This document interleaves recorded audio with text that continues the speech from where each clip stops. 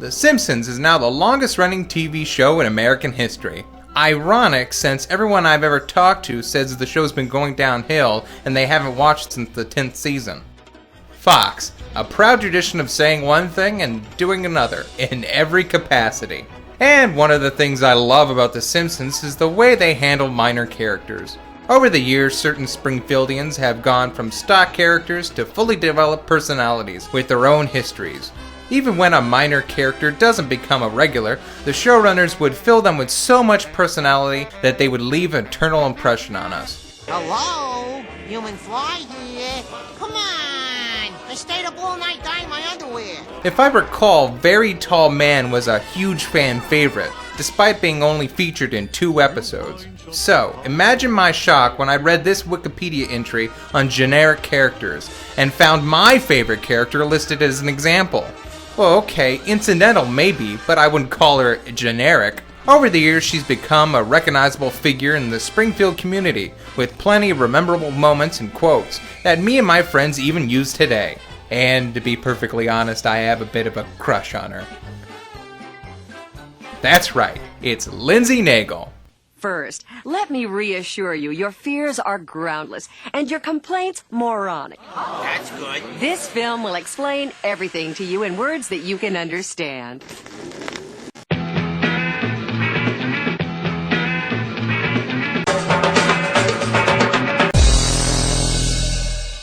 Ironically, the first appearance of Lindsey Naegle was in the episode The Itchy and Scratchy and Poochie Show, an episode about adding a new character to the beloved cartoon within the cartoon. What do you got in mind? Sexy broad, gangster octopus? No. The animal chain of command goes mouse, cat, dog. A dog? Isn't that a tad predictable? In your dreams, we're talking the original dog from hell. You mean Cerberus? We at the network want a dog with attitude. He's edgy. He's in your face. You've heard the expression, let's get busy? Well, this is a dog who gets busy. Consistently and thoroughly. So he's proactive, huh?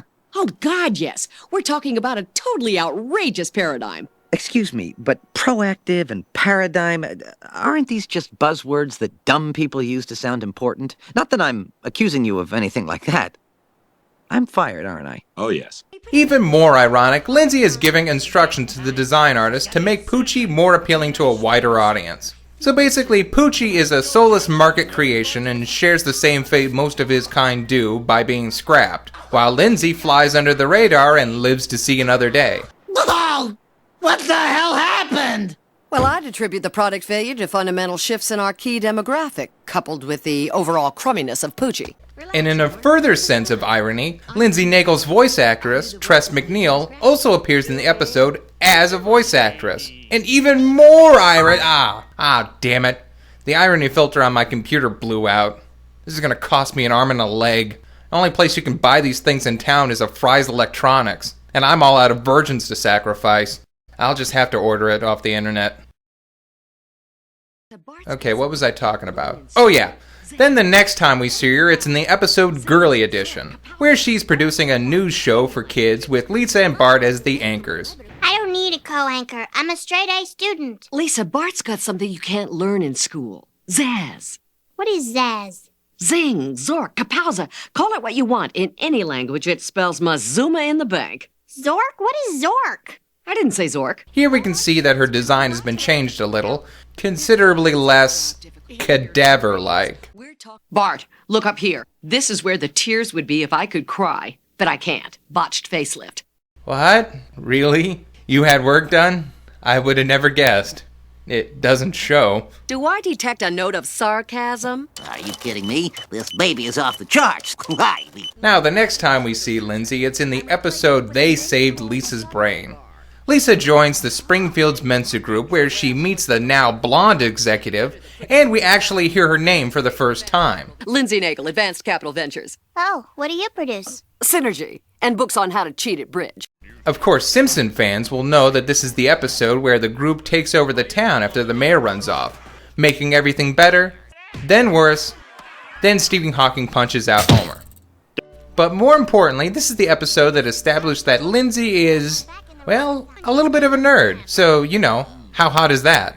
Verily I declare that the earth revolves around the sun, and not t'other way round. Stop looking down my blouse, Copernicus. Forsooth, mine eyes doth rove of their own accord. Zounds! Someone took our gazebo. No, that's impossible. We reserved it months ago. Someone should stand up to them. Well, why don't you do what all the other LARPers do? Lightning bolt! Lightning bolt! Lightning bolt! Excuse me, gentlemen. Might I take a peek at your gazebo reservation form? Beat it! Yes, well, we each have a good case. What part of beat it didn't you understand? I guess it would be the it. I'm not exactly sure to what that refers. Lightning bolt! Ow! However, in her next appearance, we see a radical change in Lindsay's attitude. In the episode Grift of the Magi, Naegle is part of a company that takes over Springfield Elementary and converts the classroom into focus groups to design the perfect toy. Lisa and Bart find out about this and confront Lindsay. You people took advantage of trusting school children. How did you get past Gary Coleman? Let's just say he's a few prawns short of a galaxy. I'm sorry, Gary. There's no longer a place for you here. What you talking about, Miss Naegle? That is so adorable. You're rehired. Sucker. I knew exactly what she was talking about. Lisa, I know you're mad, but just for a damn minute, try to see this from a product positioning standpoint. Do you have any idea how much pressure we're under to come up with the new Furby or Tickle Me Elmo? Tickle me what now? But hey, we did screw you a little, so here's a free funzo. Okay, first of all, I think it's hilarious that she's cussing at a pair of kids. But aren't Lisa and her still friends from the last episode? I shared a pie with you. Lisa, listen. No, you listen! Do you know how hard it is to get a pie out of my house intact? So yeah, this episode conveys a much less gentle Lindsay. But evidently she repented because in her next appearance she's an AA counselor at the Simpsons church. We all know why we're here, don't we? To keep ourselves sober and to network. So let's get started. So far, it's been hard to peg who Lindsey Naegle really is. It might have been different writers or something. You know, as a matter of fact, each episode that Lindsay has appeared in so far has been written by a different writer every time. Even the animators can't seem to make up their mind about her. Oh, no, not pink. Make it blue. Merry River. Make it pink. Make it blue. Pink. But hey, in Days of Jackanapes, we see a classic network executive Lindsey Naegle, as she literally nitpicks Krusty the Clown into retirement. And roll commercial. Krusty, yeah, quick thought about this restaurant set. What? Could it look more like a diner? Ooh, the Seinfeld diner. Are you nuts? I'm on in 5 seconds. Because the great thing about Seinfeld was you're on, Krusty. Ah, nothing like a meal in a fine restaurant. Ah, here comes the waitress. We're losing male teens. Can you get jiggy with something? Okay, I'm gonna go on a tangent by saying Lindsay needs to start using more flavor of the month slang again. Words like juicy and crunk. But this is good. We're getting back to her roots. Maybe from this point we can establish some ground rules, build up some continuity, and have her be a bigger part of the... Oh God, a bomb! I was just thinking that. What happened? Was anyone hurt? Just some network executives. We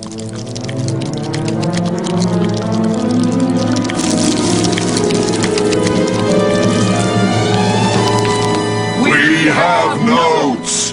Have you thought about Dave Chappelle? Destroy! And right here is where I think a lot of people lost Lindsay. Now, as the years have gone by, the Simpsons have done more and more unplausible things. For them, it really hasn't been a problem because they did it in small increments, topping themselves year after year. But still, it's hard to consider anyone anything other than a gag character in the series after you depict them as a two-headed T-1000. But still, it was worth tainting such a good character for such a great joke. I liked it the first time I saw it, 12 years ago, on Tiny Toons.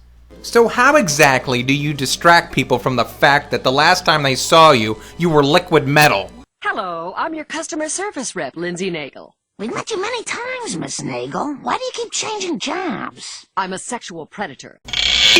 Okay, that'll work. But don't be so modest, Lindsay. You're a sexual apex predator. Then finally, Lindsay actually headlines in the episode. Marge versus singles, seniors, childless couples, and teens and gays. Or Marge versus everyone. What's your name?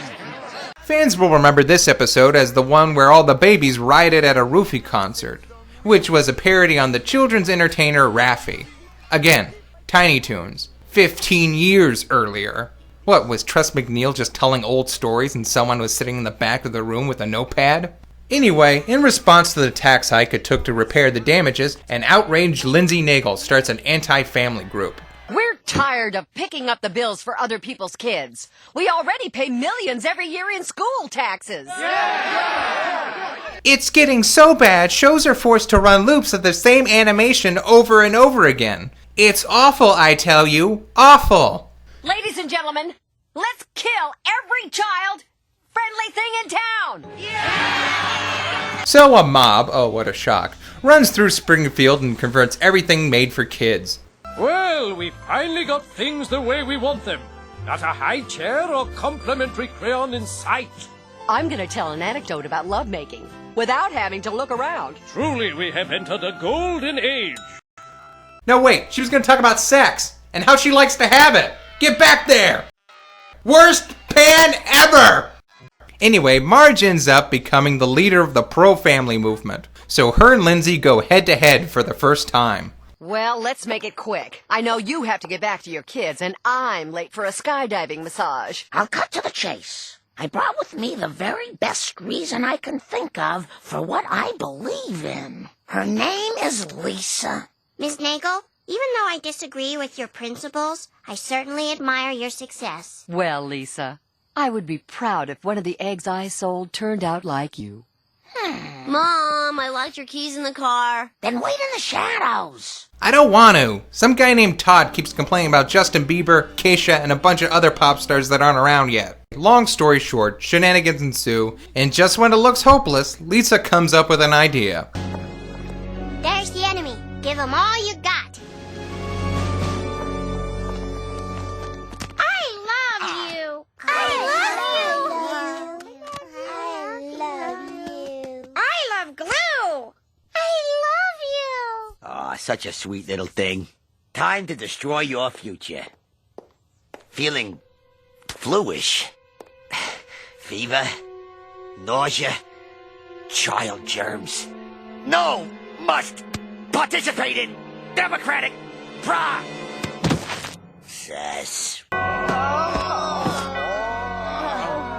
For all their disposable income, for all their leisure time, they had no immunity against God's lowliest creatures, children. Okay, are we really supposed to believe that these kids have any kind of disease that's not already found in Moe's Tavern? Daddy, this place smells like Tinkle. As for Lindsay, she just kind of collapses. She's the villain of this episode, and she doesn't get a final exchange or joke, not even a curses. Well, after her one and only headlining gig, Lindsay went back to being a supporting character, popping up here and there, usually when a service is needed or when the town needs to be addressed by a corporation. As time went on, appearances became fewer and further between, and far too brief. And can we talk? I'm not fired, am I? No. This station stands by its reporters. Say, what's that powder in your coffee? Is it cocaine? No, it's Splenda. Spare me your slang, pusher man. You're fired. I knew it was getting bad when they didn't even include her on the ending credits of the Simpsons movie, despite the fact that she was responsible for the anarchy in Springfield. Oh, who knows what spark will set off this powder keg? Okay, let's discuss Tuesdays with Maury. Again? If we don't get a new book, I'm going to puke. You're the 5 people I'm going to meet in hell. We're out of coffee! So what, this is what, her second riot she started in the series? Most characters don't even get a first. What's this? Cat Lady and Cookie Quam? What the hell? Lindsay was in the movie more than them, and I can prove it. Look, right here, and okay here, and that's her arm right there. So yeah, why the hell isn't her picture up there? Well, you know, deadlines and retakes and hanky-panky don't come cheap, so the money had to come from somewhere. You'd think they show a little more respect to her, because if you haven't realized by now, Homer and her are an item. Not in the respects that Homer is cheating on Marge, but... Oh, okay. They do this a lot with Marge. You remember the episode where Marge becomes a novelist and her fictional character has an affair with Flanders' fictional character? Enough talk. I need to see how you look. Up there. You think my mother had one of those? Or when Ned and Marge had dinner alone? This is basically looking at the camera and saying, listen, we know these two love each other to no end, but don't you think these two would make a cute couple? It's like fanfic, but on the actual show. Stupid sexy Flanders! Well, Lindsey Naegle is that to Homer. It all started in season 14, with the episode Large Marge. No, not that Large Marge. This Large Marge. Check out this Points Bulletin. Anyway, the episode starts with Lindsey Naegle and Cookie Quam, also voiced by Tress MacNeille, trying to find potential husbands at a Habitat for Humanity building site. Well, he's not much to look at. But he is a good father. Hello? Wedding ring tan line. He's new on the market. Can I help you? Maybe. I'm Lindsey Naegle, and I don't want to spend another fiscal year alone. Cookie Kwan, realtor. #1 on the west side. I could move you into a beautiful new home. Mine. Sign here, kiss me here, initial there. Long story short, it's seeing the girls with Homer that makes Marge insecure enough to go get surgery in the first place. Well, I've read enough articles about flirting to know it when I see it.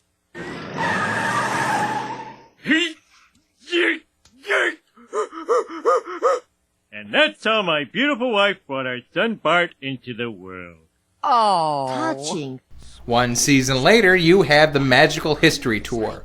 One of those anthology episodes where Marge tells the story of King Henry and his wives. Oh, look at me. I eat and eat and eat, and I never get any thinner. Well, there's more of you to worship, O sire. Oh, what dare to flatter a king. Anne Boleyn, loyal subject, big fan.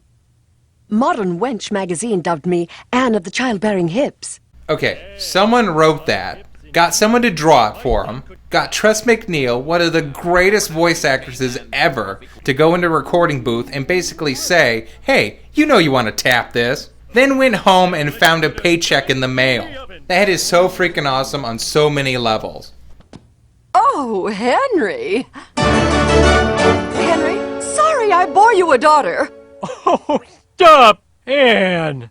I love her as much as I love you. Your head lives for 5 seconds afterwards, so I left a magazine in the basket. Oh, my horoscope. Today will bring welcome new changes into your life. Wrong!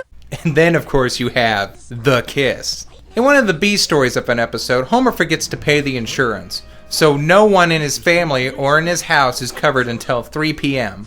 Homer comes home to find Marge's book club in progress and imagines all the horrible accidents that could happen. But since the average man thinks about sex 100 times a day or something, this happens. God, we're totally liable. Oh, yeah. You don't know how many online videos I found where it's just this on a loop. And that's just on YouTube. You should try the sites where you can actually get away with stuff. You must be 18. And if you still don't believe that there's something there, take a look at the episode I Don't Want to Know Why the Jailbird Sings, which guest stars Steve Buscemi as a bank robber that takes Marge and other classic Springfieldians hostage. Homer, I'm a hostage in a bank robbery. What? Oh my God, my sweet Margie! Okay, listen very carefully. Don't do anything they say. Remain panicky, and above all, try to be a hero. Homer, I have to go. If I don't make it, feel free to remarry from anyone on the list in the bulletin board in the closet. Wow, even Marge thinks Naegle would be a good match for Homer. And you can't tell me Lindsay hasn't had any ideas. The one who got Take me now, you stud. 636 area code. There is a philosophy used in the production of The Simpsons. It's called flexible reality. It basically means that things in the Simpsons universe can change to the need of the story. Look at that. You can see the 4 states that border Springfield: Ohio, Nevada, Maine, and Kentucky. It's one of the cornerstones of the comedy in this universe, and Lindsay is the character that most embodies it, not only in regards to how she has a different job every episode, but in her attitude. She's been charismatic, selfish, helpful, conniving, endearing, and just a downright bitch sometimes. For crap's sake, she's been a Republican and a Democrat. And if you remember her as some generic character, then that's all she's gonna be. Because, newsflash, everyone starts out as a generic character. A palette that we, the audience, can recognize as easily as we recognize shapes. Homer was a clumsy dad, Marge was the loving mother, Bart was a hellraiser, Lisa was the brainy kid, and Maggie was, well, the baby. It's only when you attach their individual stories and actions that they actually become unique characters. So I ask you, audience and showrunners, the next time you think about Lindsey Naegle, don't think of her as generic. Open your minds. And maybe, just maybe, your hearts. Boring! She's the woman of the year, independent, a career. There's not a thing that she couldn't do. Oh, she's alert, she's aware, she's got legs like a stair and a 157 IQ. She has several PhDs, speaks fluent Japanese, and the shoes will always match with her purse. Well, let's make it quick.